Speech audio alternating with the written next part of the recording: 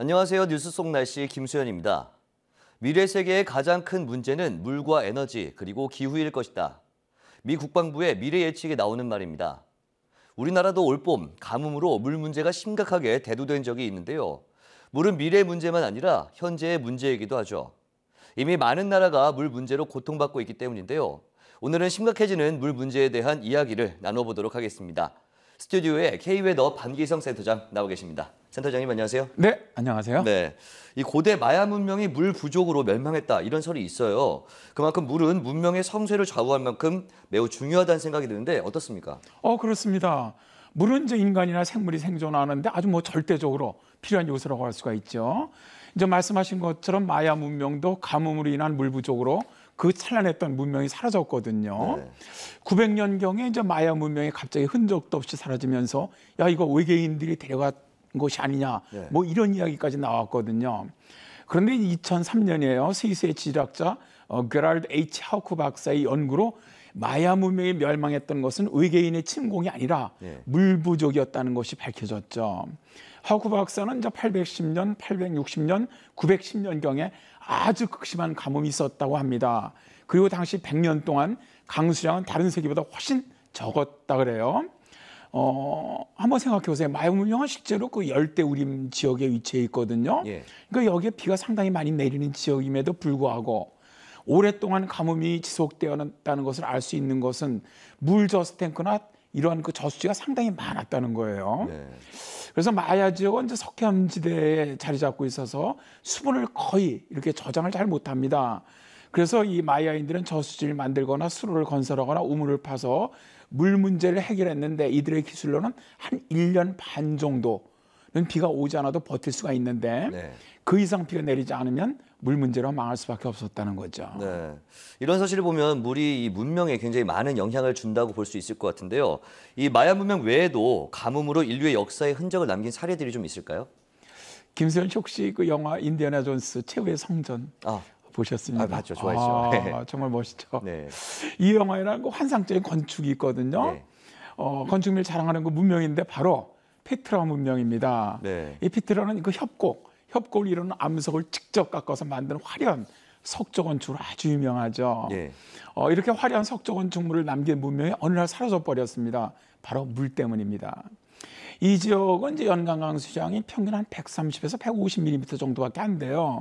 그럼 이거는 이제 기후구문으로 하면은 사막 기후에 속합니다. 겨울에만 비가 조금 내리고 여름에는 거의 비가 내리지 않거든요. 그런데 기온은 굉장히 높고 아주 건조한 지역이죠. 지금 말씀하신 것처럼 사막 기후라고 하셨는데 그곳에서 좀 꽃이 피고 식물이 자란다는 게 좀 신기하고 이해가 좀 안 되는 부분입니다. 그런데도 불구하고 이 문명이 이렇게 자리 잡고 꽃이 피었다는 게 저 어떻게 좀 이해할 수 있을까요? 사실 이렇게 그냥 우리가 상식적으로 생각한다면 굉장히 열악한 조건이죠. 나쁜 조건인데도 불구하고 엄청난 그 찬란한 문명에 꽃필 수 있었던 것은 이들에게는 아주 대단히 뛰어난 기술자들이 많았다 그래요. 그래서 기술적으로 아주 까다로운 여러 가지 물 문제를 극복할 수 있었다고 하는데요. 이들은 사막의 오아시스로부터 물을 끌어오는 아주 정교한 수도 체계를 만들었습니다. 고대의 물을 가두고 물길을 바꾸는 댐도 아주 여러 개 건설했다고 하고요. 이렇게 이제 체계적으로 건설된 수로와 댐들은 홍수와 물의 증발을 조절하고요. 정착민들에게 이제 관계용수를 제공을 했는데 이들의 이런 천재적인 수공학 기술은 지금도 위성 사진에서 나타난다고 해요. 바위를 깎아갖고 만든 이들의 아주 그 수로는 빗물이 자연스럽게 흐를 수 있도록 만들었다고 하는데 제가 사실 성지순례 갖고 이걸 봤거든요. 진짜 눈으로. 정말 그 바위 틈에 판 수로의 홈을 본 적이 있는데 너무 기가 막혀요. 감탄이 절로 나오더라고요. 근데 이제 문제는 이렇게 정교한 수도 체계가 지진이 발생했거든요. 이 지역에. 그래서 그 수도 체계가 다 무너져 버리고 맙니다. 그러면 당장 물 공급이 없어지면서 이 문명이 그냥 협곡 안에 잠들고 만 것이죠. 그렇군요. 또 이 물 부족이 가져오는 큰 문제 중에 하나가 전쟁이지 않을까 싶습니다. 실제로 미 국방부의 미래 전쟁편을 보면은 이 물 문제 때문에 인도와 이 파키스탄의 핵 전쟁이 발생할 수도 있다. 이런 얘기가 좀 있거든요. 그 정도로 좀 심각한 건가요? 그렇습니다. 사실 지금 물 문제가 굉장히 심각하죠. 현재 인도와 파키스탄은 히말라야 그 빙하가 녹은 물, 네. 그 물을 상당히 그 식수에 의존하고 있거든요. 그런데 이제 기후 변화로 해서 앞으로 한 2, 30년 내에 이제 히말라야 빙하가 다 녹게 될 것이라는 전문가들의 의견입니다. 만약 이렇게 된다면 네. 이제 물 문제가 당장 아주 심각해지거든요. 지금도 인도와 파키스탄이 그 히말라야에서 내려오는 물 갖고 지금도 많은 신경전을 벌이고 있는데 네. 이제 물이 내려오지 않는다면 결국 그곳에서 이제 미국에서 예측할 때는 가장 먼저 핵 전쟁이 벌어지지 않겠느냐. 네. 뭐 이렇게 이제 가능성이 이제 높은 것으로 보고 있는 것이죠. 네. 또한 이 중국의 물 문제도 굉장히 문제가 되고 있습니다. 수많은 인구를 좀 위해서 많은 공장을 짓게 되고 또 그러다 보니까 아무래도 막대한 양의 물이 들어갈 수 있다는 뭐 그런 점들이 있는데 게다가 사막화가 더 심각해지고 있잖아요. 그렇습니다. 지금 이제 물 문제가 중국의 어떻게 보면 지속적인 성장을 굉장히 위태롭게 한다고 그렇게 예상을 하고 있어요. 네. 중국의 지금 물 문제는 뭐냐면 저 강수량 부족이거든요. 사막화라든가 기후 변화, 또 강물 용수의 부족이기도 한데 또 여기에다가 많은 강물이 지금 오염돼 있다는 문제가 있거든요. 네. 중국의 강들 중 거의 반 이상이 심각한 오염 상태라래요.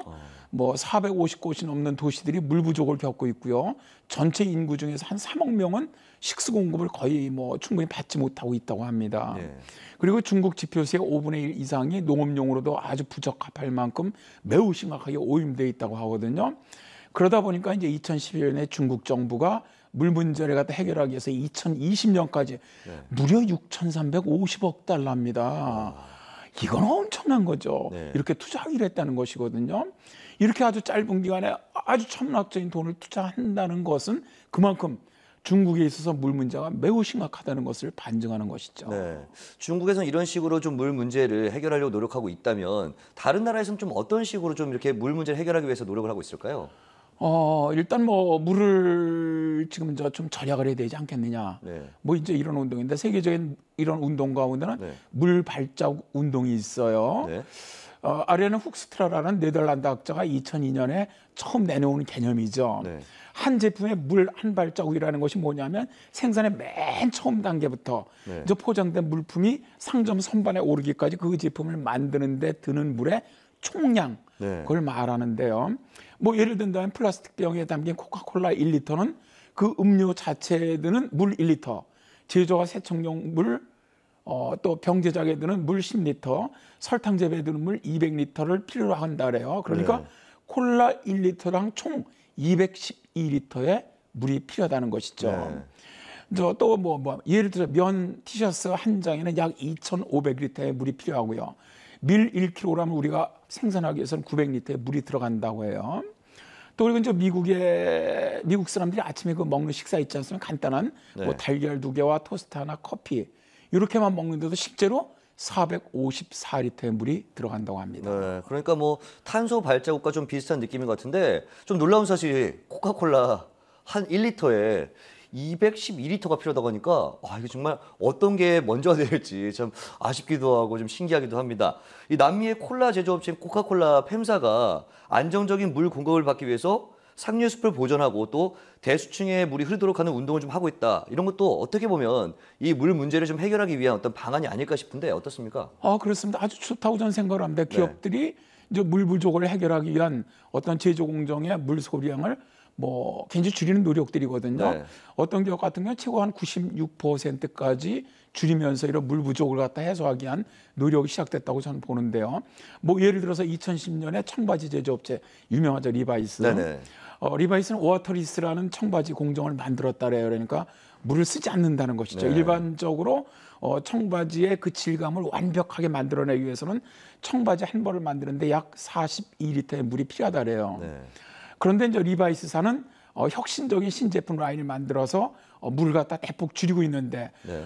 정말 놀랍게도 거의 그 청바지가 같은 가격의 보통 청바지보다 훨씬 물을 줄이면서도 더 잘 팔린다래요. 최고 물을 거의 98%까지 줄일 수 있었다래요. 그렇군요. 대단한 것 같습니다. 자, 오늘 말씀 고맙습니다. 네, 감사합니다. 뉴스 속 날씨 오늘 준비한 소식은 여기까지입니다. 시청해주신 여러분 고맙습니다.